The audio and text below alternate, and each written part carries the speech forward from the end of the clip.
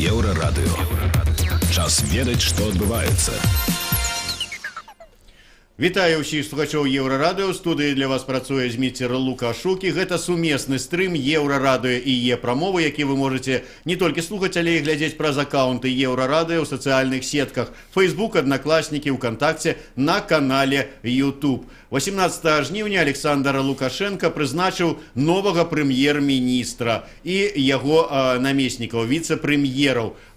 Прэм'ер-міністрам стаў Сергей Румас, былы кіраўнік банка развіцця. Пра тое, якое дабрабыт можа прынесці, зрабіць, усталяваць у Беларусі, што карысна зрабіць для беларусаў былы банкір Сергей Румас, мы поговорим с аналитиком Аль-Пары Вадимом Иосубом. Добрый день, спадар Вадим. Здравствуйте. Спадар Вадим, а ўвогуле, ці можна спадара Румаса называть банкиром вогуле, хай сабе и былым банкиром? Ну, мне кажется, это наименее важный вопрос, как его правильно называть, банкиром, чиновником.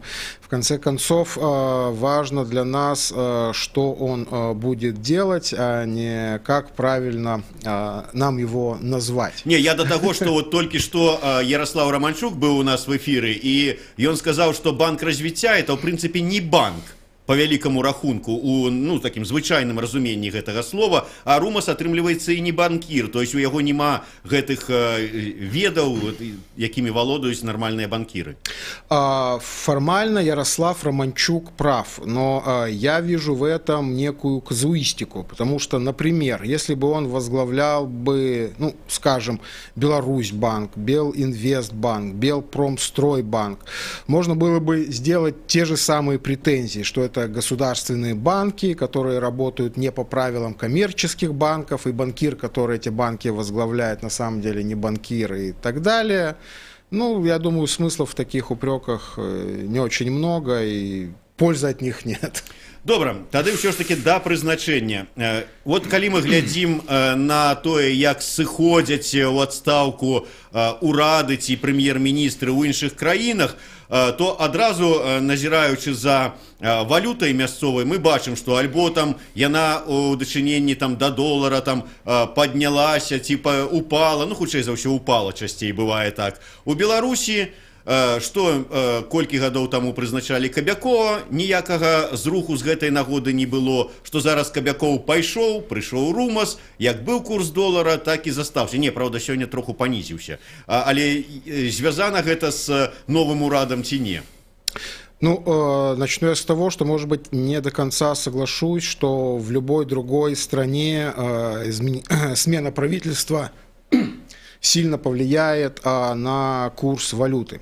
Где-то правительство играет важную роль, где-то менее важную роль. Есть страны, где правительство очень важно, но к валюте имеет отношение Центральный банк.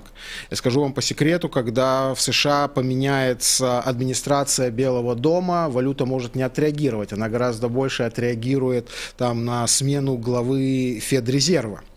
И в Беларуси, я думаю, смена персоналей в Нацбанке, из которых могло бы последовать изменение политики Нацбанка, повлияло бы гораздо больше на валюту. Тут мы имеем пример: на валюту это не повлияло никак, и сегодняшние небольшие колебания абсолютно не связаны с вступлением, с началом работы нового правительства. А ці было у нас такое, што ўсё ж таки меняліся кіраўнікі Нацыянальнага банка, каб неяк менавіта на адстаўку ці прыход новага кіраўніка валюта неяк рэагавала? Такого не могло быть, потому что у нас последняя смена руководства Национального банка как раз произошла в момент перехода от управляемого курса образования к рыночному. То есть в условиях, например, сегодняшних, в условиях рыночного курса образования, теоретически можно говорить о какой-то реакции курса на что-то, на смену главы Нацбанка. При даже последней смене, вот когда приходил Калаур, вот в тот момент у нас, по сути, было ручное управление курсом, привязка к доллару, потом искусственная 30% девальвация. В тот момент курсы не реагировали ни на какие другие факторы, кроме как на прямое решение, сколько должен стоить доллар. Ну, потому и реакции не было.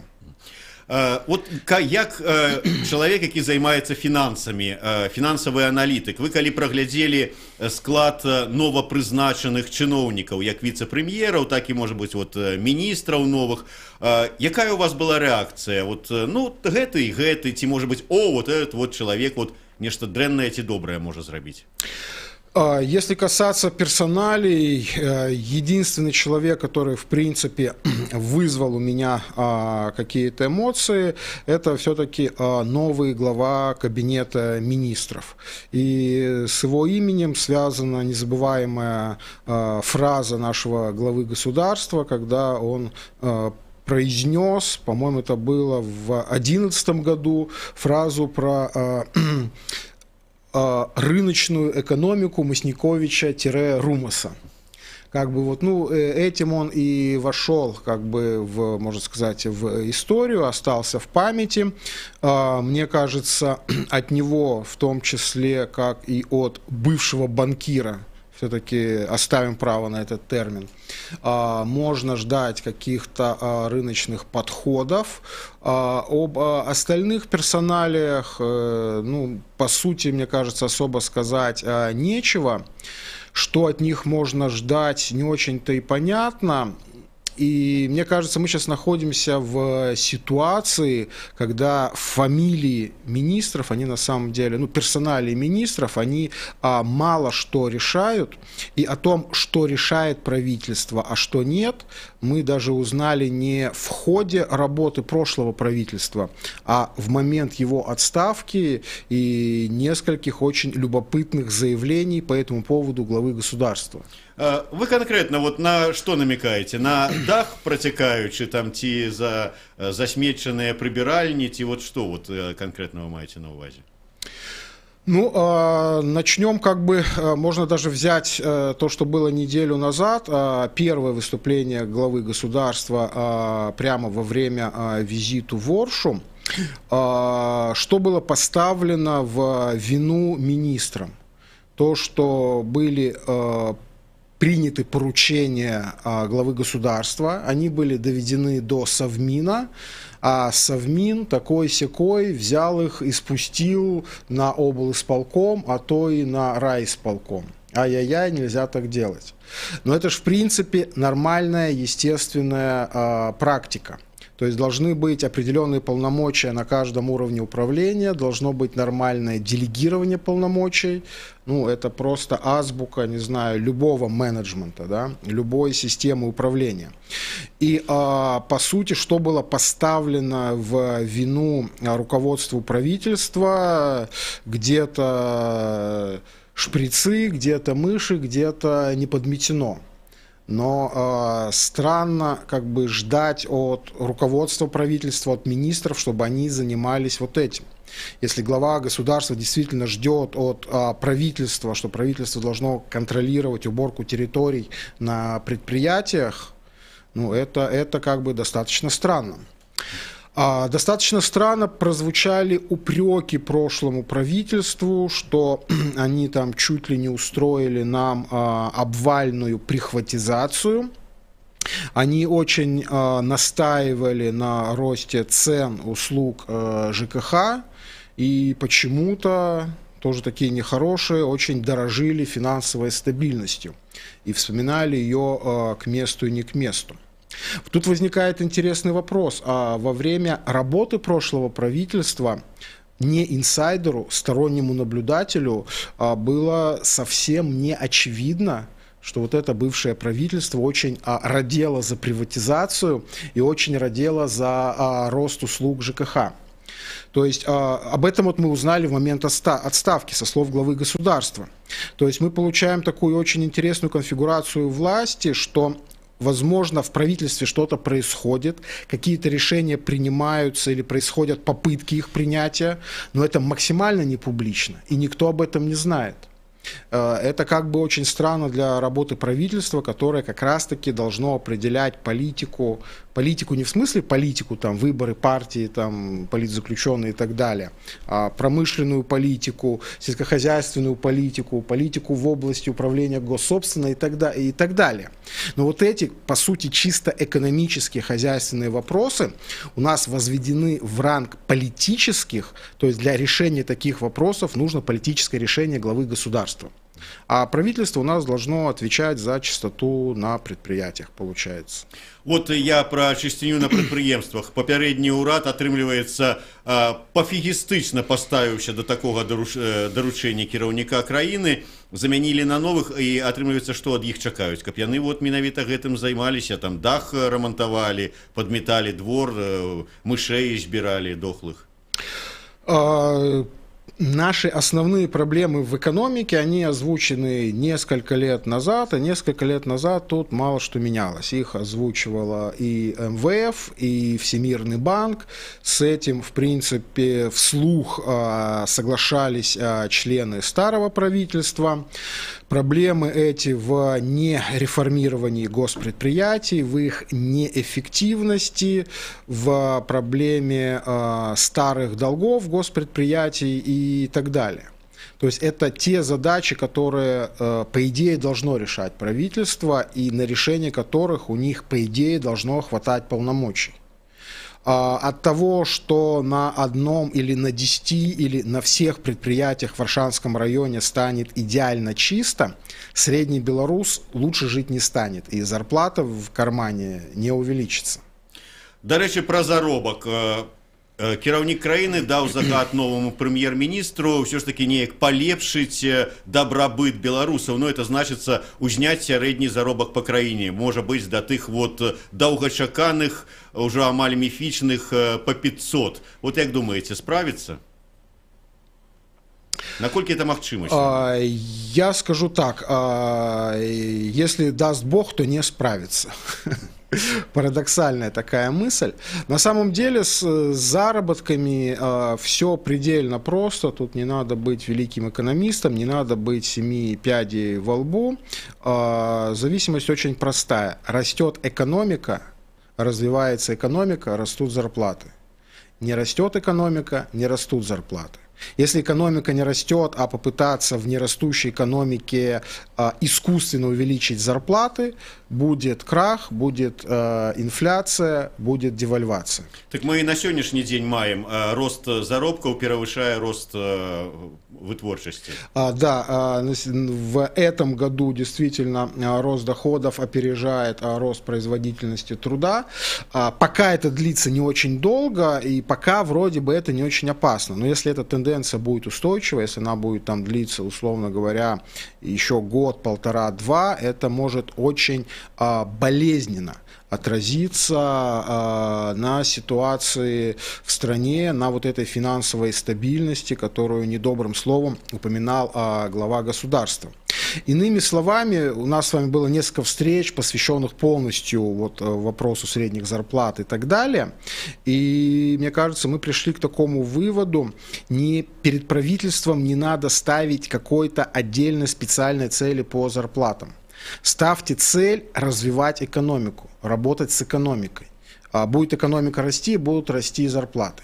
А если завуалированно задача ставится так, фиг с ним, что там с экономикой, но обеспечьте рост зарплат, то так не бывает. Или так бывает, но будет крах. Мы перервемся на невеличкую паузу. Короткий выпуск новинов на Еврорадио. Вадим Ілосуб, Дмитрий Лукашук, Еврорадио и Е-промова в сумесным стриме. Слухайте нас, мы хутко вернемся.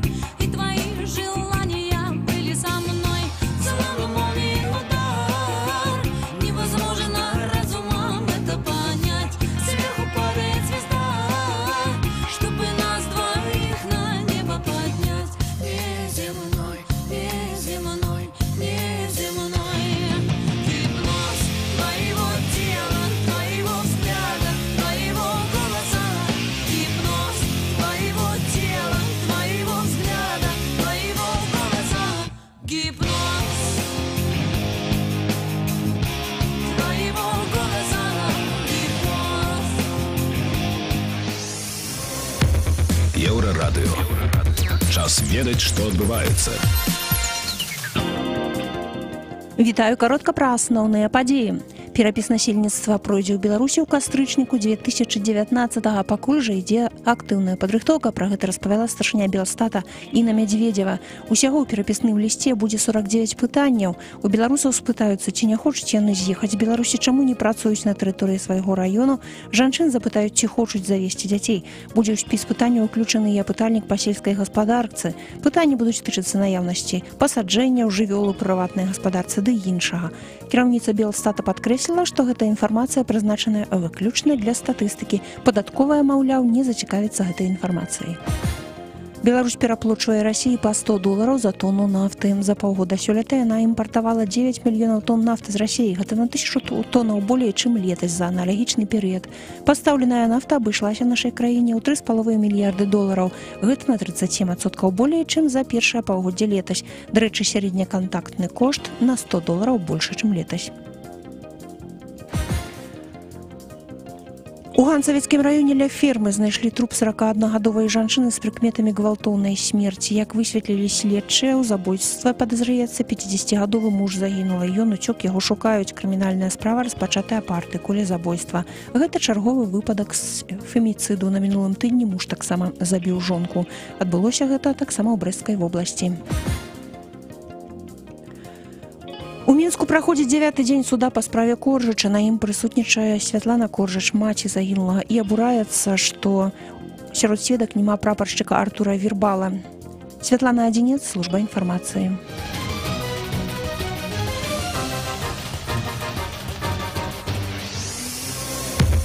Еўрарадыё. Час ведаць, што адбываецца.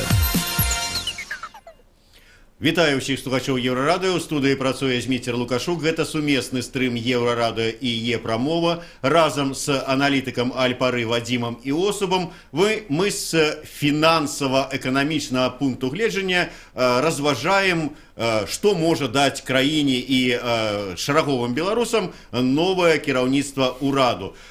Спадар Вадзім, вы сказалі, што ў прынцыпе ад таго, хто ў нас там на якой пасадзе дзе сядзіць наверсе, асабліва нічога не мяняецца, невялікае значэнне не мае. Тым не менш, скажем, ва ўрад, у кіраўніцтва ўрада прыйшоў у якасці віцэ-прэм'ера былы пасол Беларусі ў Расіі. То есть можна думаць, што чалавек, які добра ведае расійскі эстэблішмент, як там весці справы, з кім гаварыць і гэтак далей. Таксама прыйшоў былы кіраўнік Белнафтахіма, які, нібыта ведае ўсе гэтыя праблемы нашыя нафтагазавыя. Як вы думаеце, у нас зараз праблемы з Расіяй, як фінансавыя, крэдыты не даюць, так і з нафтай ды газам што-то вось незразумелае. Можа, гэтыя людзі здолеюць дамовіцца на нашу карысць? Мне кажется, тут надо четко различать людей, которые хорошо знают проблему, и людей, которые могут эти проблемы решать. Да? Знание проблем еще не означает компетенции в их решении. И, кстати говоря, это, наверное, даже не в упрек перечисленным людям.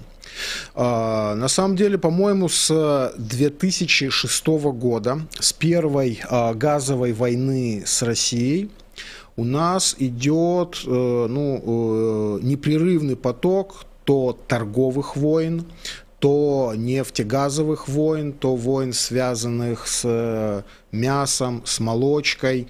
Очень непросто решаются вопросы с кредитованием. И все вот эти разные события, мне кажется, у них есть одна общая черта. Как эти войны заканчивались.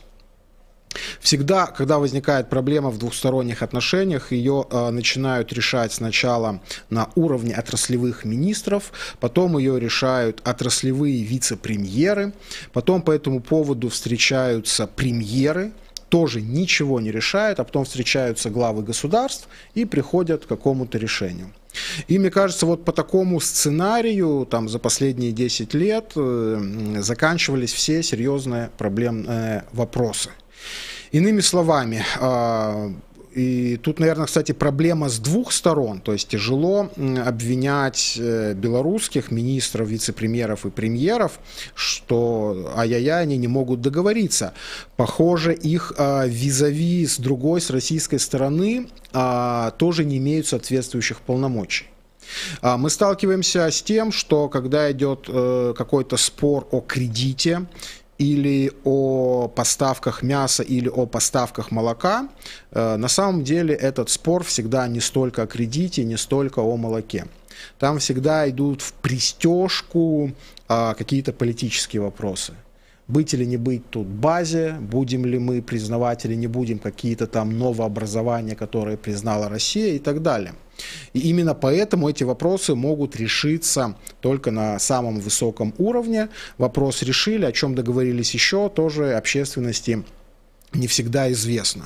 И я практически уверен, что текущие новые проблемы с поставкой нефти, с отказом от поставки нефтепродукции из России, с кредитом на миллиард, в итоге будут решены, если будут решены, то только на уровне глав государств, и поэтому ждать по этому поводу что-то от новых министров я особо не стал бы. Боже мой, я тады ўжо ўвогуле не ведаю, чаго ад новых міністраў чакаць. Гэтыя пытанні, ну, як любяць казаць, гаспадарчых суб'ектаў яны вырашыць не могуць, распачаць там нейкія рынкавыя рэформы, там хаця б там нейкія абмежаваныя таксама без дазволу вышэйшага таксама не могуць. Так навошта яны патрэбныя тады ўвогуле? Ну, может быть, станет вот чище на отдельных предприятиях, будет подметено, а может, глядишь, и везде крыши подлатают.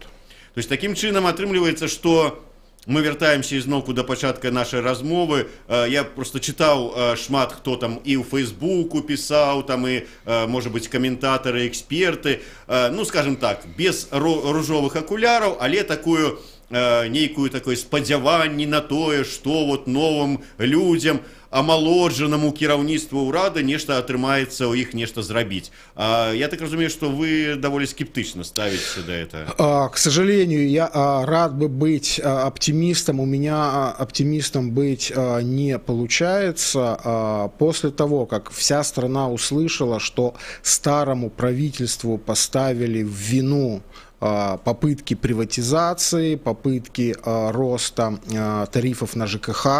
На всякий случай напомню, это то, чего от нас ждет МВФ для новой программы реформ, для новых кредитов. Так, по-моему, не только МВФ, а банки. В том числе, да, и, кстати, Евразийский банк развития.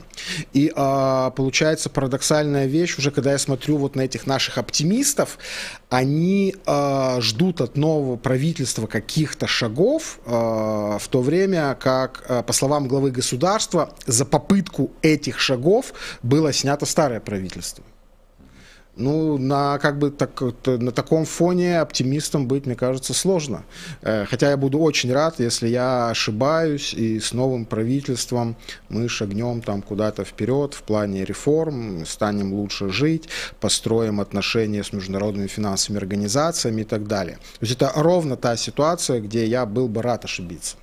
А як ви думаєте, все ж таки, от, ну, до прикладу, нават кіраўнікам наших двух братскіх краін, які знаходяцца ў саюзнай дзяржаве, не ўдасца дамовіцца наконт крэдыту ў мільярд, які вот нам просто жыццёва неабходны. Ці можна разлічваць на Захад? Мне кажется, вообще вопрос не стоит, можем ли мы рассчитывать на Запад. Тут все понятно, все прозрачно. Они очертили, что, во-первых, они готовы нам дать денег, во-вторых, они готовы нам денег дать не просто так, не за красивые глаза, а за рыночные реформы. Есть там перечень первоочередных шагов. С позиции Запада все как бы предельно просто и прозрачно. Начинаете делать эти реформы, дадим денег. Не будете вы их начинать делать, не дадим денег. Да? Переговоры поставлены на паузу летом прошлого года. И поэтому надо не от Запада чего-то ждать или не ждать, да, а задавать вопросы себе. Да? Готовы ли мы на вот, условиях рыночных реформ брать деньги на Западе? Или мы к этому не готовы? А на сённяшні дзень вот захад не дае грошы менавіта вот таму, што мы не робім нейкія там рэформы ці не выконваем тыя умовы, якія нам паставілі. Расія чаму не дае нам гэты мільярд і якія там умовы мы павінны выканаць? Первое, как бы очевидное. На данный момент наши отношения с международными финансовыми организациями лежат в чисто экономической плоскости, в плоскости чисто экономических требований. Кстати говоря, это уже не обязательная практика, потому что мы, например, видим на примере отношений МВФ и Украины. Там требования программы идут гораздо дальше, они касаются чисто политических моментов, да, из недавнего там борьба с коррупцией, создание антикоррупционного суда и так далее. То есть у нас такие вопросы, относящиеся к чистой политике, даже не ставятся. И там как бы все понятно, что они хотят. Что хочет от нас Россия, на самом деле абсолютно непонятно, и можно строить разные догадки, и разные политологи с разной степенью успешности этим занимаются.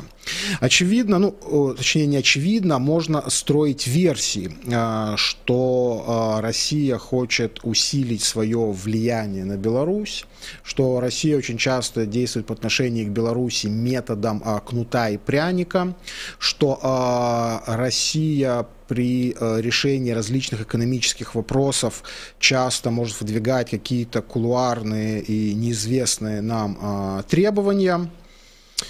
И Россия страна, которая хочет величия, которая считает, что Беларусь входит в ее сферу интересов, и поэтому нужно какое-то вот подтверждение, да, вот этого величия, вот этим она пользуется в этой сфере, выдвигает нам какие-то условия при решении вопроса кредита, ну и подобных вопросов. Андрей Дмитриев у эфіры нашага радыё казаў пра тое, што вот нават пры Кабякове, яго урадзе, і вельмі спадзяваўся, што далей гэта будзе працягвацца, ўсё ж таки была нейкая лібералізацыя эканомікі, не так моцна, там, скажем, кашмарылі, як называецца, бізнес, нешта там вот ўсё ж таки такое рабілі ў эканамічным плане, нейкія змены і змякчэнні. Ваши слова, вот вы некалькі разоў прыгадалі словы Лукашэнкі пра тое, што паставіў той у віну папярэдняму ўраду, што яны, маўляў, прыхватизацию планавалі прадпрыемстваў. Ці можа гэта азначаць, што вот гэтыя словы Лукашэнкі, што нават тая мінімальная нейкая там лібералізацыя, калі яна ўвогуле, правда, была, што яна ўжо і закончыцца вот на гэтых словах? Мне кажется, наиболее вероятное развитие событий, ситуация где-то замрет при текущем статус-кво. Что я здесь имею в виду? То есть какого-то отката назад, там возврат к каким-то совсем административным практикам, командным практикам, отмена там определенных достижений, особенно вот то, что связано там с финансовым рынком, с либерализацией валютного рынка, отката не будет. Но и движения вперед не будет, потому что двигаться некуда, а дальше уже упираются вот в вопросы политические. Поэтому вот ситуация будет как бы не вперед, не назад. То есть в отдельных шагах могут быть какие-то послабления, может быть дальнейшее там послабление работы предпринимателей, там в вопросах проверки предпринимателей, в развитии финансового рынка и так далее. То есть, ну, такие небольшие шаги вперед. Но это очень как бы хорошо и здорово, но мы с вами уже в сегодняшнем эфире, да, говорили о глобальных проблемах, о неэффективности госпредприятий, об их накопленных долгах. Как бы вот что надо решать, и вот это решаться не может на уровне правительства. Потому что просто нема паўнамоцтваў на гэта, ці нема грошей на гэта. Это не вопрос денег. Более того, как раз таки вот на такие вещи с огромной охотой даст деньги МВФ, да, вот на подобные реформы. То есть нужна политическая воля, Почему мы говорим о воле, да? Ну, кому-то надо будет признать, что наша экономическая модель, которую мы 20 лет строили, она не самая идеальная и не самая эффективная. И на самом деле, вот по сути, все упирается вот в это, что кому-то не хочется вот это признать. Не хочется сказать вслух, что мы делали не очень хорошо, наверное, надо сделать немножко по-другому. Пока это не произнесено, имеем то, что имеем. Одни эксперты, аналитики и просто назиральники за процессами зменаў ва ўрадзе кажуць: паглядзіце, маладыя людзі прыйшлі, амалажэнне ўраду, там міністр эканомікі на 26 гадоў маладзейшы за свайго папярэдніка. Значыцца, вот людзі падумаюць, патэнцыйныя інвестары, прыйшла моладзь, нешта будуць мяняць, можа быць, прыйсці сюды з сваімі інвестыцыямі. Другія кажуць, што Румас жа ж мае контакты с міжнароднымі фінансавымі структурамі, і он ведае, як з імі гаварыць, але атрымліваецца, вот з вашых слоў, вот это все іх маладыя гады с аднаго боку і контакты с міжнароднымі фінансавымі структурамі, яны ў наших реалиях мало значаць. Ну, рассуждение на эту тему — это очень здорово, когда, к сожалению, в наших условиях больше рассуждать не о чем, да, мы не можем рассуждать о новой экономической программе нового правительства, мы ее не знаем.